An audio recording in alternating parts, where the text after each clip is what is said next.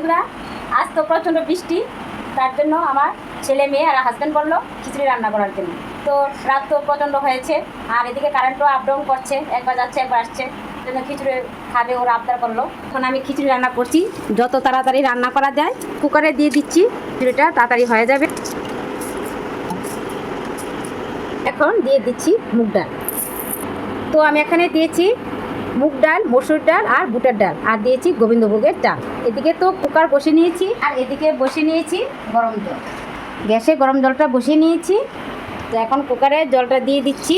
কুকারে সব কিছু দিয়ে দিয়েছি, কেননা তাড়াতাড়ি হয়ে যাবে। তো এদিকে কুকারে চাল ডাল সেদ্ধ হবে, আর এদিকে গরম জল, গ্যাসে গরম জল বসিয়ে দিয়েছি। তো চাল ডাল তো সেদ্ধ হয়ে গেল, তো ভাবছি সবজিটা আলাদা কষিয়ে নেব। তো সবজি কষিয়ে নেওয়ার জন্য আমি এখানে দুটো শুকনো লঙ্কা সম্বার দিয়ে নিয়েছি। এখানে দিয়ে দিচ্ছি 5 ফোড়ন, আর এখন সবজিগুলো দিয়ে দিচ্ছি স্বাদ মতো নুন, কি কালারের জন্য হলুদের গুঁড়ো, এই ভালো করে নেড়ে নিচ্ছি। তো আমাকে এক দিদিভাই বলেছিল খিচুড়ি রেসিপিটা দেখানোর জন্য, তার জন্য আমি আপনাদের কাছে শেয়ার করছি। তো দেখুন, সবজিটা 70% কষানো কমপ্লিট হয়ে গেছে। তো আমার তো চাল ডাল সেদ্ধ হয়ে গেল কুকারে, আর এদিকে জলটাও গরম হয়ে গেছে। তো এখন ডেগের মধ্যে দিয়ে দিচ্ছি। তো বন্ধুরা, খিচুড়িটা এভাবে করার মানে হলো তাড়াতাড়ির জন্য। কুকারে সিটি দিয়ে নিয়েছি, আর এদিকে জলও গরম করে নিয়েছি। আমি যে আলাদা সবজি কষে নিয়েছিলাম, এখন খিচুড়ি ডেগের মধ্যে দিয়ে দিচ্ছি।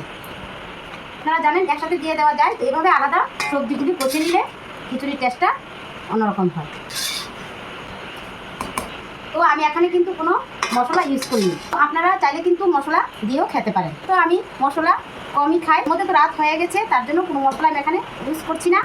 তো মশলা ছাড়াই কিন্তু আমি খিচুড়িটা রান্না করি। আপনাদের যদি মনে হয় মশলা দিয়ে খাবেন, তাহলে মশলা দিয়েও খেতে পারেন। আমি যেভাবে রান্না করেছি ঠিক সেভাবে খেয়ে দেখুন, খিচুড়ি খুব টেস্ট হবে। তো খিচুড়ি রান্না কমপ্লিট হয়ে গেছে, এখন সম্বাসটা দিয়ে দিচ্ছি কিছু শুকনো লঙ্কা, দিয়ে দিচ্ছি তেজপাতা, দিচ্ছি 5 ফোড়ন। তো সম্বাসটা তো হয়ে গেছে, এখন দিয়ে দিচ্ছি হলো ঝটপট খিচুড়ি। আর এখন দিয়ে দিচ্ছি ম্যাগির মশলা। এটা দিলেও হবে, না দিলেও হবে, স্বাদ বাড়ানোর জন্য আমি এখানে ম্যাগির মশলা দিয়ে দিচ্ছি। বন্ধুরা, আমার ঝটপট খিচুড়ি রান্না হয়ে গেল। এটা রান্না করতে আমার 10 মিনিট সময় লেগেছে। একদিকে জল বসিয়ে নিয়েছি, একদিকে কুকারে ডাল সেদ্ধ করতে দিয়েছি, আর একদিকে সবজিটা কষিয়ে নিয়েছি। রান্না কমপ্লিট হয়ে গেল। এখন খিচুড়ির সাথে তো বলছে যে আলু ভাজি করার জন্য। তো আমার হাজব্যান্ড তো আলু খায় না, তার জন্য আমার হাজব্যান্ডের জন্য কারকল ভাজি করছি, আর ওদের ছেলে মেয়েদের জন্য আলু ভাজি করছি। ওরা তো আলুটা খুব পছন্দ করে। তো দেখুন, তো আমি তেল দিইনি, কারণ আমি কম তেল দিয়ে রান্না করব। আমি সাদা তেল দিয়ে রান্না করছি, তো তার জন্য তেল অল্প দিয়ে দিচ্ছি।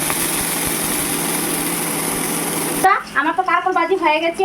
কারকল ভাজির পরে তারপরে করে নেব আলু ভাজি। তো সবগুলো তো আমি আপনাদের কাছে শেয়ার করতে পারছি না, কেননা ভিডিওটা লং হয়ে যাবে। কারকল ভাজা করা কমপ্লিট হয়ে গেল, ফিরে আসবো। কারকল ভাজা, আলু ভাজা, সব কিছু, বেগুন ভাজা, সব কিছু কমপ্লিট করে আবার ফিরে আসবো। তো বন্ধুরা, আমার কারকল ভাজা, আলু ভাজা, বেগুন ভাজা কমপ্লিট হয়ে গেল। এখন ওদেরকে খাবারটা দিয়ে দেবো, ওদেরকে পরিবেশন করছি। আমার হাজব্যান্ডকে কখন দিয়ে দিলাম। খিচুড়ি তো রান্না করলাম কম সময়ের মধ্যে। বন্ধুরা, বৃষ্টি কিন্তু কিছুক্ষণ পর পর হচ্ছে।